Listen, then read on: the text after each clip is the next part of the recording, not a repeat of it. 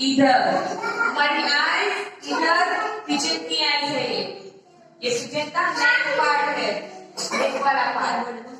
Pigeon किसकी मछली? चोंच, ये पिजन की चोंच है। चोंच को क्या बोलते हैं इंग्लिश में? बीक, बीक, ठीक है।